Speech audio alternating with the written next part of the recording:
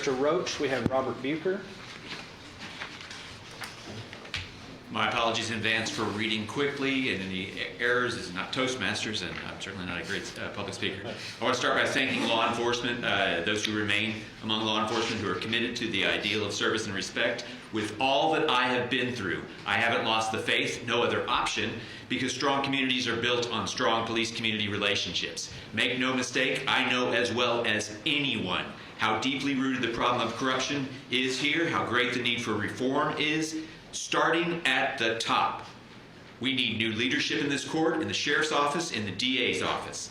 I'm not new here. This isn't my first talk show. I've lived here in Tarrant County some 35 years or so. Went to Nolan. Judge O'Hare and I both graduated from UT. You defected and went to SMU. I stayed for a few degrees at UT. I taught public school for nearly 20 years, worked in refugee resettlement, volunteered in the community, spoken at podiums like this countless times. I even ran for office. I know this story's me, but that's the story I know. And if the gross injustice I suffered can happen to me, it can happen to anyone. I can provide first-hand knowledge of the conditions and the culture in our jail, a dirty, dangerous, deplorable place. Because I've been there twice. Quick story of 2 arrests. First was when I was a teenager in the mid-'80s, dabbling in juvenile delinquency. The arrest was the best thing that could have happened to me. Felony theft because the value of the radar detectors was such. Arrested at night, out the next morning, more than fair terms of a deferred adjudication. Never wanted to go back, but no complaints about treatment. I was a threat to the public. The arrest was good police work that put my life back on track. Second arrest was last July, arrested for interference with public duties, aka filming the police. But the real reason was what you're seeing right now. Tell the truth, demand transparency and accountability, expose criminal behavior by those with the power, and you risk the most vindictive retaliation imaginable. I can't begin to describe how an arrest impacts one's life. There is no innocent before guilty here. The weaponization of the justice system is right here. I was held for 2 days, subject to mild torture, feared for my safety, and was appalled at every moment. The conditions and the culture, again, deplorable. And remember, no one who's just been arrested has been found guilty. They haven't had their day in court. My 2 days in court ended Thursday with 2 not guilty verdicts returned within 30 minutes or so. The DA's office put all effort into convicting me of a Class B misdemeanor. That's what our top prosecutors, Bill Vassar, is doing these days, targeting political prisoners. But the jury saw him for what he is, a condescending con man, a snake oil salesman in a slick suit. But more than anything, they saw the truth in that courtroom. Instead of being a perpetrator, a criminal, I was a victim, as the body camera showed that I was repeatedly assaulted by Officer Matlack of the Benbrook Police Department. So I'm here to demand that Officer Matlack be charged with those for assault. I'm here to tell you that the window of opportunity for addressing the harm I've suffered is closing soon. I seek justice for myself because I know there are countless who don't have that opportunity. Following Mr. Bucher, we have Janelle Johnson. It brings me no pleasure to have to keep coming to this podium because I would love to come to this podium and give more praise, and I would, have to come here and just absolutely berate this courtroom. What you see here in this bag is my son's property, right, with the CID number on it. Inside here is 10 medicines, and I'm appalled that it was never given to him, prescribed by his cardiologist. So in here is 10 medicines. Right now he's only getting 5 of that according to the medical records request I got. So you take 10 of these, 5 of these away, and guess what you got? You got a problem. From a heart patient, you have a problem. You say, well, you don't need this medicine. They're making fly by the seat of their pants decisions, which is what they had put inside all the notes in the medical records, stating we need to get them somewhere else because we can't handle them. We do not have the medical professionals, nor do we have the specialists to deal with this complexity of a case, which was stated by a nurse. And yet he still sits in the jail. Because a judge felt like, let's just go with the judicial side, not what the scales of justice is, what's right and what's wrong. She didn't want to hear none of the facts. She refused to. She struck down our attorney every time he brought up case law. She said, nope, I don't want to hear it. Well, which you know you have to. You have no choice. That's why they have opinions for it. But yet he still sits in there swollen. I just visited him yesterday, and he was swollen, which means he's going into congenital heart failure, which he already is. He's pushed further into it, which means another death. And I have to weigh that on my conscience and my shoulders, and that hurts. But nobody's asking questions but one. I was just saying, what are y'all doing, JPS? What in the hell are y'all doing? Can I use that word? If I can, on bar. What are we, why? Why is this happening? Well, his blood pressure is going up. Before he ever went to jail, his blood pressure was fine on all 10 medicines, but now he's on 5 and his blood pressure is going down, which means his His Fontaine is failing. It's not pumping adequately. He's not getting the proper protein in there. I mean, yeah, he can get all the commissary he wants, but that's not enough when you're dumping out more than you're putting in, which comes from his PLE, which is his complication where all your protein dumps in your stool. So you have to constantly have protein, but to be sitting in the jail because of a false accusation and a flawed judicial system is crazy. I would, honestly, with all the judges that I've seen here today, and all the ones that I've came across, I would squander their budget until they can show me they can act accordingly with what they have. Make them do their job. That's not hard. Hey, look, you're not going to get the special, witnesses to come in here and do that. You're going to have to learn how to read. It's not hard. I have worked in corrections for 10 years, and I've seen corruption beyond belief, which is why I walked away. I couldn't do it anymore. I mean, why would I want to sit here and support something that I see day in, day out that's straight corruption? Not everybody, but it was enough. If you look at TDCJ right now, they're having assaults and deaths, and people are hanging, out of belief because they're understaffed. Thank you. Following Ms. Johnson, we have Linda Hanratty.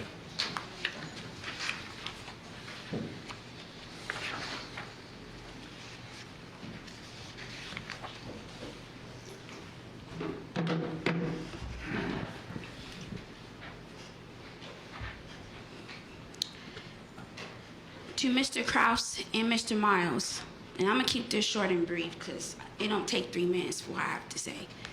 Have you guys seen the full 15-minute video? Unredacted.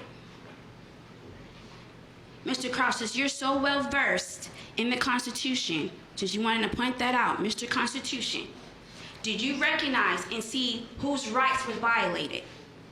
Because so far, it looks like you're voting on the side which makes no change. Do you also know why, when I was here, one of the first times, the reason why I was kicked out, it wasn't because of me making a huge commotion. It's because I was demanding the attention you're giving me now. I was demanding that from O'Hare after what happened, knowing the nature of that video. Like I said, the truth is revealed. You notice that there's a metal detector outside because you guys' life was threatened. Just like that. That rules change within 2 weeks. But let us come up here every 2 weeks for almost a year trying to get you guys to do the same exact thing, and yet y'all vote on it. Did you also know that us as a family, we had to track down our own commissioner for our own precinct to demand and try to see, are you here in our family, and have nothing's changed yet, but has time to make sure that's taken care of because your lives are threatened. It's funny how you guys know how to do that. Truth, right out here. Have you seen that?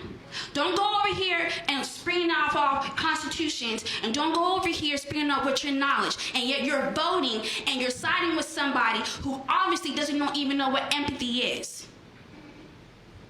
Don't out twice with the same voice. Do you know that? I didn't know. Obviously.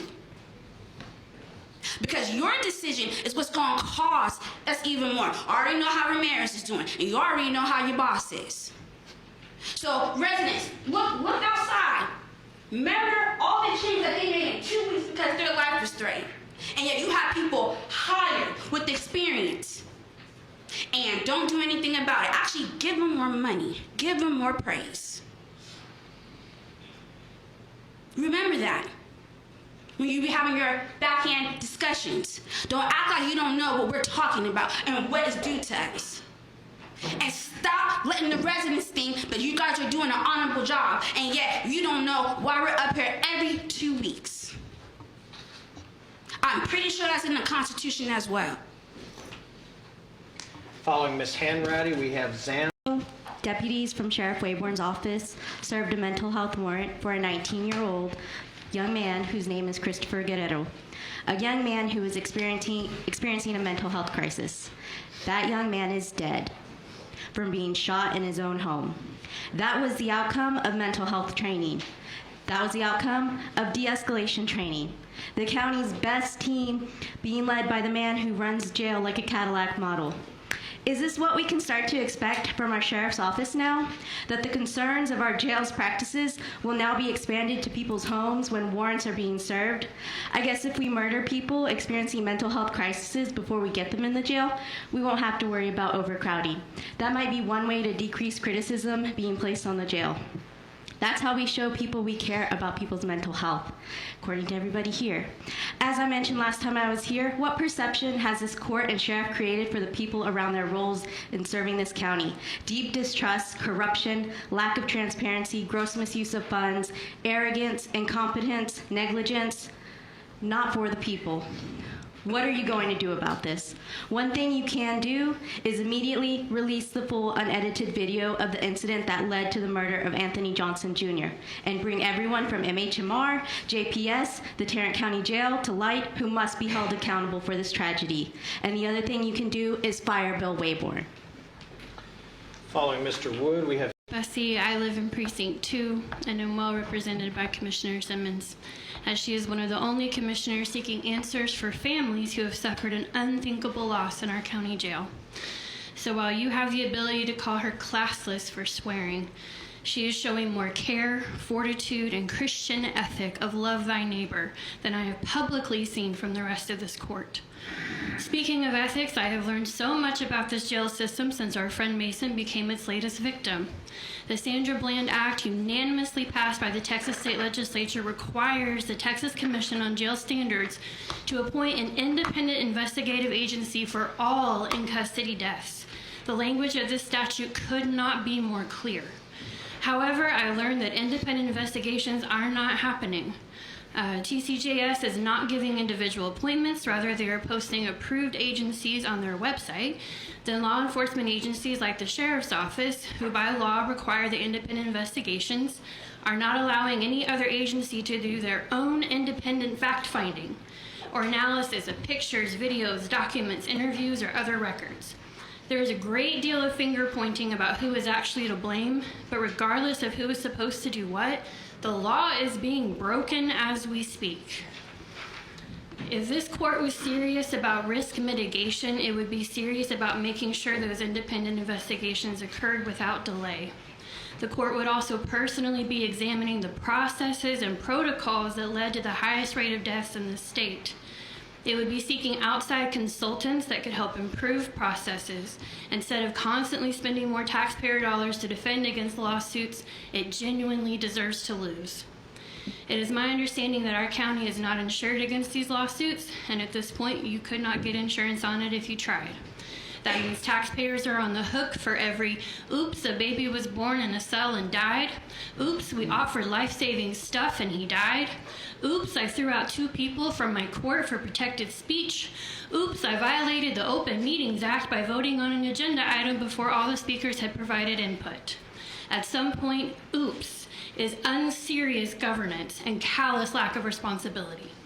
My prayer is that every other commissioner will step up to do the hard things and find answers for these families beyond we investigated ourselves and found that we didn't do anything wrong. Mr. Palmer.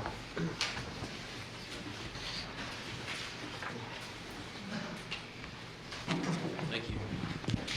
A jail variance in Texas is a permit that allows a jail to operate in a way that doesn't strictly adhere to state law. The following are some variances that Tarrant County Jail System uses.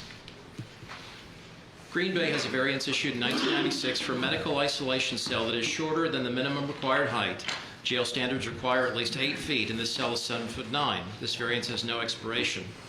Belknap is a variance issued in 1977 for it's almost 50 years, for an unknown number of cells that do not have an associated day room, no expiration.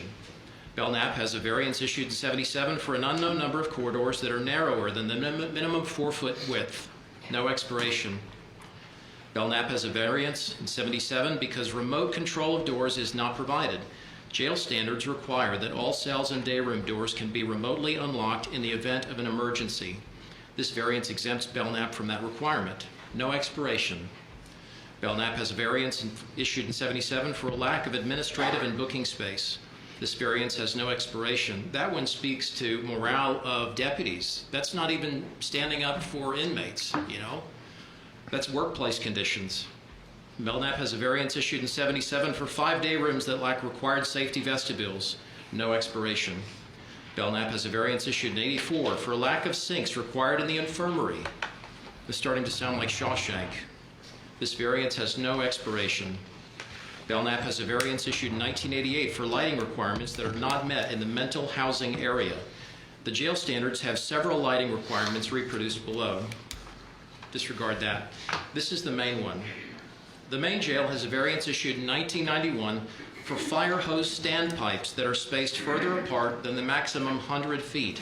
This means that not all areas are accessible with standard 100-foot hoses.